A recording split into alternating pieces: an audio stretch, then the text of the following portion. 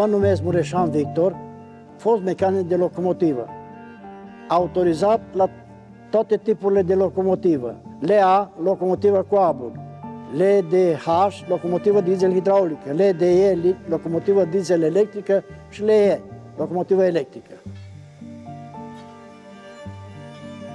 Am dat examen la grup școlar CFR Brașov în 1968. Am terminat profesional, m-am angajat la depoul Târgu Mureș și acolo numai locomotive cu abur. Și am început la locomotive cu abur, ca lăcătuș. Am început să le îndrăgesc. Când le-am văzut, mi-a plăcut, m-a atras. Era ceva misterios, cum lucrează.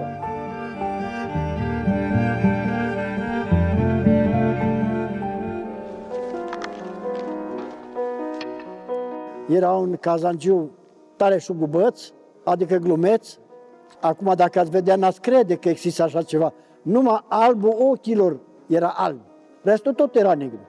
Și vine către mine, cum zic, glumețul ăsta și odată așa m-a mângâiat. Ai, mă, copil, ești copil fain, mă, să avem noroc de tine, să te faci meseriaș bun. Și el a început a râde. Și n-am știut de ce, până n-am ajuns în fața la o oglindă.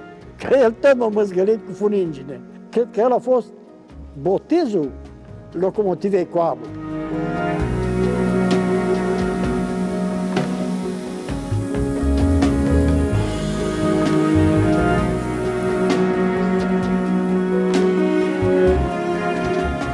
Primul drum am avut inima cât un purice. Să legăna marchiza și mai scârțea și nu știam de ce să mă țin.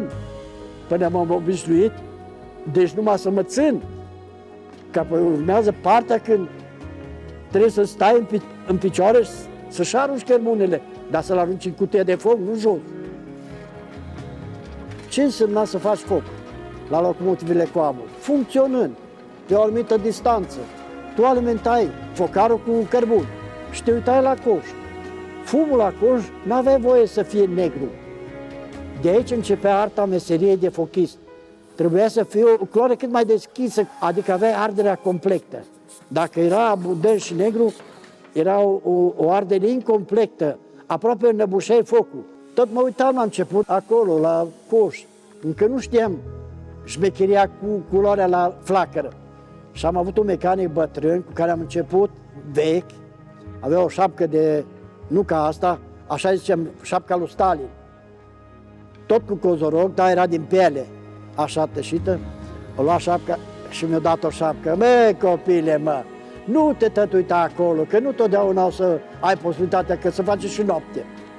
Uite-te în cutie. Și așa am început treptat să învăț meseria, arta focăriei. Trecând prin faza de fochist, mai mult de jumătate a meseriei o știam, că am învățat-o practic. Deci de vă dați seama cum te pregătea ca meseriaș. Treceai prin toate etapele, să le știi, să le cunoști, să le pipăi, să fii lucrat, să le trăiești, că atunci știi. Mi-a fost greu mai mult până când m-am obișnuit eu cu mâna pe regulator cum să manevrez locomotiva. Deci cât să deschid regulatorul, când să-l închid. Aveai scaun, dar nu prea stăteai pe scaun, mai mult erai în picioare la regulator și cu capul afară, înainte, înapoi, urmăreai tot timpul și trenul și linia. Pe lângă faptul că te deplasai să vezi și nivelul la apă, manometru, deci în marchiză erai în mișcare.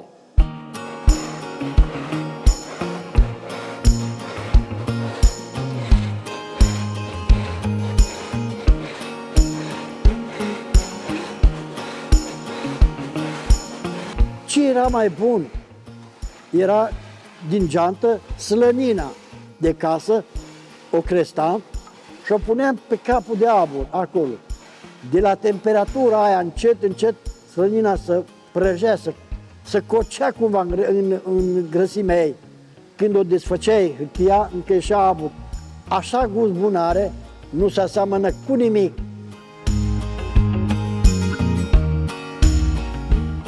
Este o legătură care se creează psihic între mecanic și fochist. Dacă odată se înțelegeau, mergeau cu trenul bine unul cu altul nu prea îi despărțea, îi lăsa să facă servici împreună. Pe deasupra mai era o afiliere între echipă și locomotivă. Îți era drag de ea când o făceai frumosă, curată, o întrețineai și mergea locomotiva cum vreți voi, adică mecanicul și fochistul, nu cum poate ea. Că dacă nu te ocupi de ea, locomotiva nu-ți dă randamentul și nu reacționează la comenzile cum vrei tu. Vedeai pe ea, săraca, când dădea de un pic de rampă, cum să chinuie, abia suiai. Dar dacă era întreținută, așa urca ca un iepure. Îți făcea o plăcere, parcă nici nu vedea rampa. Dar la care nu era întreținută, parcă avea ea săraca ochi. Când vedea rampa, dădea parcă înapoi, știi? Era chiar o întrecere între echipe care are locomotiva cea mai frumoasă. Sau locomotiva care, când mă lovește plânsul, care lucrează cel mai econom. Deci, fiind întreținută, lucra și econom. Și am prins perioada când, prin faptul că lucrai econom, erai plătit în plus că ai făcut economie de combustibil. Asta era meritul tău că ai întreținut-o, ca echipă. Că nu primeai numai tu mecanic, și fochistul tău primea. Era o satisfacție că ai reușit să-i aduci la timp. Și în siguranță, bineînțeles.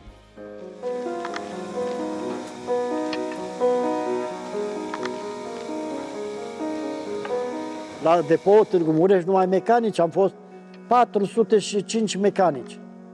Plus, încă pe atâta erau mecanici, ajutori și fochiști. I-am îndrumat și i-am ajutat de devenit personal de locomotivă și personal de instruire de valoare. Pot să afirm cu certitudine că am făcut sute de mii de kilometri. Poate că mai trăiesc mecanici care pot spune chiar că au ajuns la 1.000.000. Am avut ocazia și plăcerea să termin cât de cât, să zic, după ce am ieșit la pensie, prin mocănița turistică de aici, de la Vișeu.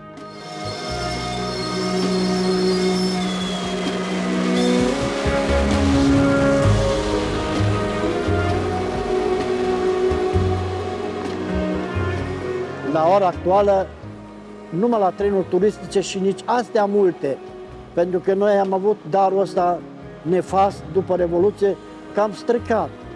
Deși noi am avut o avere uriașă care o putem acum folosi și pe normală. Trenul regal, remorcat cu locomotivă cu amur. Ori fiecare meserie și are plăcerea, rostul ei și valoarea ei. Sigur că cei de la IT erau mai bine plătiți, era considerată și este o meserie al inteligenței și era mai plătită.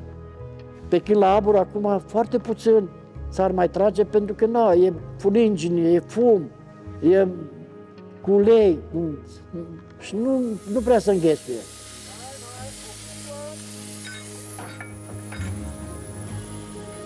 Copiii obișnuiți că așa-s părinții. Păi dacă am lucrat eu și am năcăjit, să nu mai năcăjească. Îi pui totul de gata. Nu e corect. Copilul trebuie de mic învățat să facă ceva, să fie util. Va fi util și pentru el, dar și pentru societate. Și așa că de-aia nu prea să atragi tinerii în ziua de astăzi, că trebuie să lucri. Dacă îți dragi și de ea, ți milă să o vezi cum arată după două drumuri. Vrând nevrând, pui mâna pe cârpă și o ștergi, o curăți. Te atașezi de ea.